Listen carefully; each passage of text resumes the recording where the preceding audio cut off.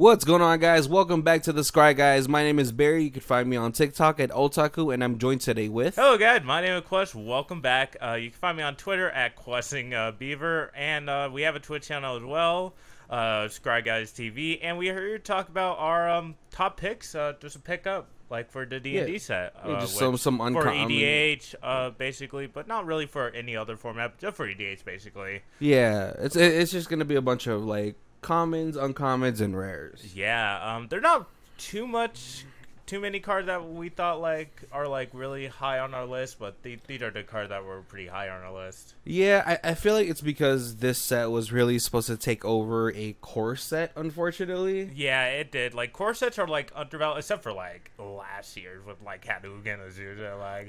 That wasn't stacked, but well, core sets are meant to do reprints, right? We've seen in core sets, we've seen things like Crucible World, Scapeshift, Azusa. I think the best core set was last year's. That's probably the best one. It was a strong core set. Yeah, that was probably the strongest core set. With value too, because you got the collector box and you get cool Ugins to fare. It was a really insane core set. I think that's the best one. But let's talk about this D&D core set. Yeah, here's our top cards. Let's start with Barry's first. All right. So first we have you find a cursed idol, 1 in the green, sorcery, choose one, smash it, destroy target artifact, lift the curse, destroy target enchantment, or steal its eyes. Create a treasure token and venture into a dungeon. I really like this card because it does everything that green wants you to do, right? It creates mana, destroys literally enchantments and artifacts. Yeah. Unfortunately, it's just sorcery, not instant. Yeah. Well, I feel like that's what kind of sets it to the back of the minds of people that it's a sorcerer, not instant. Yeah. But I think creating a treasure is fine, but I think it's more broken if you're venturing into a dungeon at instant speed. Mm-hmm. I know currently right now there's only 3 dungeons in MTG. Yeah, I don't know. I don't think. And one of them was already a combo enabler. Really? Yeah, it's the first when you first venture into that dungeon, I think it's each opponent loses 1 life and you gain a life, but then there's a creature that you can. Oh yeah, I told Dina, right? Something like that, yeah. Wow. So I forgot who I was talking to, but I was just okay, so if this is gonna enable that combo to go off, that's fine. But for at least for Commander, it's nice to introduce any kind of nuke mechanics, right? People are always hyped when you introduce the what's it called, the Monarch, yeah, and all that stuff. So I think this is just a fun card. It's I don't think it's gonna be replacing anything. I wouldn't play this over a Nature's Claim. Yeah, but this is definitely a nice budget option too if you guys can't afford some of those cards. Yeah. Or you can't find them at all. Yeah. This will be definitely a nice slot to put in. But let's talk about your next card over here. You find the villain's lair, 1 and 2 blue, instant, foil the scheme, counter target spell, or learn their secrets. Draw 2 cards, then discard 2 cards. A great counter spell for sure. Just had two effects. If you don't need that counter right away, you just draw 2, discard 2. Yeah. It's just a solid good counterspell. Yeah, and it's sitting at uncommon. One of the first counterspells besides counterspell is for 3 mana was cancel, right? Yeah, and dissolve. Yeah, dissolve. Yeah, dissolve. There's plenty of 3-drop counterspells. But the more modal it can go, the better. Yeah. And this one just straight up says counter target spell or draw 2 cards. It's 2 cards in one. It's a situational card, which is probably the better counter spell here. I think that's higher up with any of the other counter spells that are in standard currently. Yeah. And all that, which I do love. Yeah. So yeah, the fact that you get to I guess what would you call it, rummage? Yeah. Yeah. Is why I basically chose this spell. Faceless Looting or you counterspell. Yeah. I love it. All right, let's get to my next one. My uncommon is 50 feet of rope, and I know. I was man, I wonder what Quest is gonna think about when I say this, right? When I send in this card, and this. Okay, so if you guys don't know what 50 feet of rope is, it is a artifact 1-drop. Climb over, tap. Target wall can't block this turn. Tie up 3, tap. Target creature doesn't untap during its controller's next untap step, and repel down for 4. Tap, venture into a dungeon, activate only as a sorcery. I could see Infinites going with this. Mainly the reason why I did choose this, though, right? Especially for Commander, is for the tie-up. Yeah. For the 3, if someone's commander, especially combat-centric commanders like Itali, Narset, if there's a way you can target Narset and all that stuff, make it lose hexproof, which there's cards like that. You can really lock somebody out of the game, which I mean isn't fun all the time, but this isn't something that you're not always gonna have 3 mana available, right? Yeah. But yeah, I just think it's a pretty solid 1-drop card. And yeah, it's a really good card. And you could definitely just abuse the venture mechanic in here. Are you just thinking about Isochron dramatic reversal again? Yeah, I am. Like, that's all I see with this card. Like, man, you could just take infinite dungeons, man. That's all I see. Yeah, and then let's go to my last set of cards. We have Asmodeus, the Archfiend, 4 and 2 black, Binding Contract, Devil God. Binding Contract, if you would draw a card, exile the top card of your library, face down instead. 3 black, draw 7 cards, and 1 black, return all cards exiled with Asmodeus, the Archfiend, to their owner's hand, and you lose that much life. Now I think this card is so good for EDH, right? Yeah. This is a really good budget. What was that one? Necropotence. Necropotence, yeah. I think... Here, let's trigger the people off. Necropotence. Yeah, I think this card really good, and it's a commander as well. Like, you have a Necropotence commander, which is amazing. Yeah, I mean, like, yeah, it is gonna be at the 6th drop, but in black, it's really not that hard. It's not. We have seen other black players get their commanders out pretty fast with just artifact ramp and yeah, all that. and then the moment these players get down a Cabal coffers, it's like, all right, fine, I'll just recast them again. Yeah. Funny enough, I tried this out on MTGO. I haven't put the deck up yet, but I definitely did not read the finer print of this, and I killed myself with returning. Oh, like, yeah, because you pay the amount of life that you take. Yeah. Which was not good for me. All right, and let's get to my last card. We have Paladin class for 1 white. It is an enchantment class. The first class is spells your opponents cast during your turn cost 1 more. Yeah, for 1 mana seems good.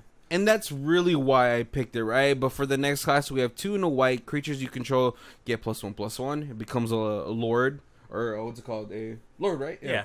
The fact that it still gains a first ability on top of that is pretty good.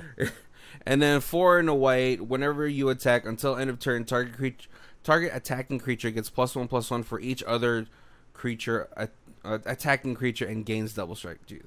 So it's pretty much like Exalted. Exalted, yeah. Everything, right? So, but mainly, I really just chose this for the first class. Yeah, or the second class if you really need that buff in those white weenie decks or knights. Yeah. Like, it's a really good card just because, like, you still gain ability. It's not like the actual level up. Or is it the actual level up mechanic where you still get the same ability? I think it just upgrades. I think that would. No. Yeah. The level up upgrades. This is just different because this is a class level up system. So yeah, it took me. I had to ask somebody about this because I was like, well, do you still retain the other classes? Yeah. And you do. Yeah. So the fact that you're taxing people during your turn, which, like, sometimes people will be like, all right, cool, I'll leave a 2 blue, right? So you drop this, you're like, oh, okay, well, now you can't counterspell. Unless, you know, they have, what's it called? The bird one. Swan Song. Oh, yeah, Swan Song. Oh, yeah, but these are the 5 cards that are relatively cheap. Asmodeus is like $2-3. Yeah, and Paladin class around there, too. Yeah, it's $2. And then the common uncommons are just under $1. Yeah, under $1. You guys could definitely add this to your budget decks or to your high stakes decks and see how that runs. Yeah, these are definitely worthy of just picking up just to add to your collection. Yeah, definitely. I think in the long term, some of these cards will definitely be up in like the $10 range for sure. I think Paladin class is definitely like a #1. Yeah, Paladin class is like one of those. Like I could see that card being played in different formats. Like in standard right now, it's just all green stuff right now because the werewolf. You got the werewolf pack, Hydraland being played. Look at that. It's like being the #1 card being played in Arena right now, the Hydraland, which is amazing. I love this community. But let's talk about my cards here. So, I unfortunately do not have any common, but I do have 3 uncommon, which is Skullport Merchant, which is 1 black, 2 colorless. When Skullport Port Merchant enter the battlefield, create a treasure token. And then for a black and a colorless, sacrifice another creature or a treasure, draw a card. That part's amazing. Yes, like I was like going through like, wait a minute, this card's insane because like you don't need a creature. You could like sack a token or a treasure token that you don't need unless like someone have like no rod or like collect oof. Like I don't need this right now, so you just sack it or curse totem. Yeah, that too. Like to draw those cards. Like I think that's amazing there. Yeah. The fact that it like I mean, obviously it's gonna need other pieces like what would be perfect with it is a pitiless plunderer, where you're sacking creatures and you're making treasures and you're sacking them and you're getting that value too. Yeah. I could also picture this in a Grixis deck, where you have things that are gonna let you, like if you have a Prismari dragon, Elo dragon in there, you tap those treasures for like spells, and then you sack those because they're tapped to get the value there. So I mean, this is definitely not overpowered, but in the right decks, it's gonna be one of your card draw engines. Yeah, and possibly one of your what's it called, aristocrat. Oh yeah, aristocrats too. But unfortunately, you still had to pay mana. Can you imagine just like sacrifice another creature to draw a card? Well, see, like if you have it like in those type of things, right? You could have Cryptolith rights where you tap the creatures for the mana to sack them. Yeah, but unfortunately, they didn't do that for us. I'm pretty sure that would be a rare if it's just no pain to just sacrifice. But let's talk to our next card. The one card that I'm happy to add to my Belladraw deck is Prosperous Innkeeper for 1 green, 1 colorless. When Prosperous Innkeeper enter the battlefield, create a treasure token, and then whenever another creature enter the battlefield under your control, you gain 1 life, and it's a 1/1. Oh, this card is amazing. Yeah, this card is definitely like amazing. Like it's just the gaining 1 life and then making a treasure token, making you mana, and then it's basically a Essence Warden, but it's only for your creatures, but it's still great for token decks like mine. Where I just create a token every turn or every upkeep, basically. Yeah, if you guys have seen some of the MTGO gameplay I've been putting up, I put this in Volo. So for 2 mana, I get 2 bodies on the field, 2 treasures. Oh, wait, you built Volo? Yeah, I built Volo for the channel. Oh. And it's... Dude, like, he's making me 2 treasures, and I'm gaining so much life off of this guy. He's, and the fact that he's a halfling citizen, like, it doesn't... The fact that Volo is a card is busted. Because, like, it's really crazy. Because, like, in EDH, you have a full range of, like, how many creature types you like. You could just basically play, like, Sift... Oh, wait, no, Sift won't work because it will... Or Changelings. They won't work, but like you have a whole library of like different creature types where like it doesn't matter, you're still making that copy, which is stupid. I think Volo is gonna be one of those cards like just like Tatiova where it was like $1 during like its time, but then the later it got like what Tatiova is now like what $6 to $8. And I don't know if it had like a cool alternate art. I think it did. It has the monsters manual. The monster manual. Oh, okay, it does. Okay, I don't know if it did. So. Pick up your foils now, guys. Yeah. I think it'll be a $10 foil. Oh, yeah. Later. There's a couple cards that I'm probably going to pick a foil here soon. But let's talk about my last card for the uncommons here. Death Priest of Markov, right? Merkel. For 2 black, 2 colorless, skeletons, vampires, and zombies you control get +1/+1. And at the beginning of your end step, if a creature died this turn, you may pay 1 colorless. If you do, create a 1/1 black skeleton creature token and it's a 2/2. This card's really good. Like you see it, like it looks crappy because like it's a 2/2, but it's a lord. It's a lord for skeletons, vampires, and zombies, and then you could create skeletons if a creature died. Yeah. Like, I think this card's, like, undervalued. Yeah.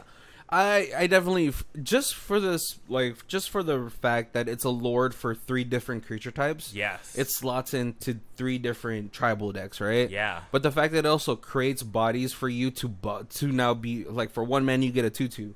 Mm-hmm. What greater value is that? You know, it's like it's like that 1-drop dog. Yeah. That's a 1-drop dog. A coon, something like that. A cound. Oh yeah, a Kuroma hound, right? Yeah, something like that. It's a legendary dog. Oh yeah. Oh, I know what you're talking about. Kuroma dog, but yeah, this like when I first saw this card, like I had to read it a couple times. Like, wait, this is really good for an uncommon.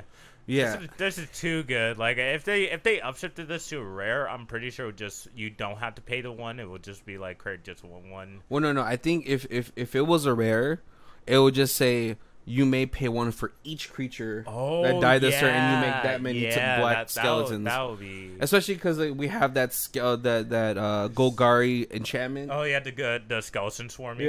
Yeah, that card's amazing. All right, let's get to your last 2 cards. All right, we got a Exarn, right? Zorn. For 1 red, 2 colors, elemental. If you would create 1 or more treasure tokens, instead create those tokens plus additional treasure tokens. Awesome. So 3/2, and I think this card's gonna be great because downside distortionist still exists. Well, I mean, it's only gonna create +1. You know? Yeah, but it's almost like that hardening scales. Yeah, it puts, but there's so many token decks in Commander. There are. I think this card just gonna be definitely a DH All-Star for sure. Oh yeah, like I already what's it called? Upgraded my Prosper deck, and so at the end of every upkeep, I'm exiling a card, and then when I play a land from exile, I'll make 2 treasures. Oh man. Oh man, this card is the chef's kiss. Yeah. And then we got a Orcus Prince of Undeath. For 1 black, 1 red, and 2 colors and X, and then flying trample. When Orcus Prince of Undeath enter the battlefield, choose 1, and for 1 ability is each other creature gets +X or neg X until the end of turn. You lose X life, and then return up to X target creature cards with total mana cost value X or less from your graveyard to the battlefield. They gain haste until the end of turn. That's amazing. After reading this card, I thought for the first time when I read this card, like, it's alright. And then when I started actually wow, this card's really good. Just late game stats, right? You're like, oh, my creature dead, and then you just immediately just kill everyone when you slam it down. Well, you lose that life too. You lose 10. That's okay. That's okay. You lose 10, and you're like, cool, kill everyone here. See, Quest should never gamble, because whenever I play Commander with him, this guy gambles so much on a turn. Yeah, all right, dump my whole board out. Let's see if I die or I don't, or I kill everyone next turn. Yeah. Quest makes the Hail Mary plays, which I love when there's a player like that in the game, because it makes it so much more fun. Yeah, it's am I gonna win next turn? Who knows? Does anyone have damnation? Maybe. Yeah, but I feel like this card is great in the 99. Yeah. But as a commander, it's gonna get so expensive. It will. But the good thing about it is, on the commander tax, it adds to the X, right? Does it? I think so, because there's other commanders with X in the cost, and I believe that the commander tax will just count as the X. Oh, does it? Oh. Maybe. Comments, please correct me if I'm wrong. We might have to look up in the judge books or something like that. I mean, me and Quest have been playing Magic for so long, and we still have rules questions. Yeah, after playing for almost 8 years now. Yeah. I don't know. Mine's almost 10 years. Yeah. I started playing during I think. What was the last time? I think it was Dragon to Tarkir. There we go. Yeah, I started playing when they printed Evison Angel of Hope. So was it Innistrad? That's 11 years ago. Oh yeah. So yeah, I mean, we still have questions, but I love that the fact that this has a Toxic Deluge on it. Yeah. But I'm more interested in the Mass Reanimator aspect of it, and especially when you get to the late game. Obviously, you're in black, so you have Cabal and Urborg out, and you're just gonna Mass Reanimate everything. Yes. And they have haste. That's a game ending. Yeah, like play right there. Yeah, like everyone, like just imagine that in a Niv Mizzet deck, my Niv Mizzet deck. Right? Oh, like everything's dead. Right. Or just imagine in a Rakdos deck. That too, like that's gonna be gross when you have like Eldrazi's in your graveyard and it's like, no, we're dead. Well, like the only saving grace is that they don't get the cast trigger, but that doesn't matter. That doesn't matter. Doesn't matter. Annihilator says hello. I don't need cast trigger. Oh well, no, the Annihilator ones they shuffle back into the deck. Remember? Well, at least the Kozilek does. I don't remember if the Ulamog one does it. I think they all do, which is unfortunate. I'm thinking of the newer one. The new Yeah, one. but just imagine a Blightsteel Colossus. Chilling. Dragons and demons coming back. Oh, man. I could see this in a lot of decks, but yeah. Yeah, just a lot of Rakdos decks. I had this in my Prosper deck. Of course. Come on, man. You know I had to. Alright, guys. Well, thank you guys for joining us. Yeah, I'll be gonna be trying to put out more video, just that my mic died. Oh, yeah, when I was recording my one draft. So I need to see if my actual headset mic will actually do good. But I realized that Vintage Cube draft is out, so I'm gonna try to do one draft of that. Ooh. Oh man, with some of the new card they added. I just really want to draft like a really good red deck or just an Oko deck. That's all I want to do. Oh, Oko. Like Black Lotus. You know? You want to beat somebody with a Black Lotus? No. I want to turn one Oko someone. And then watch them burn. But yeah, guys, my name is Quest. My name is Barry. And thank you for watching Scry Guys.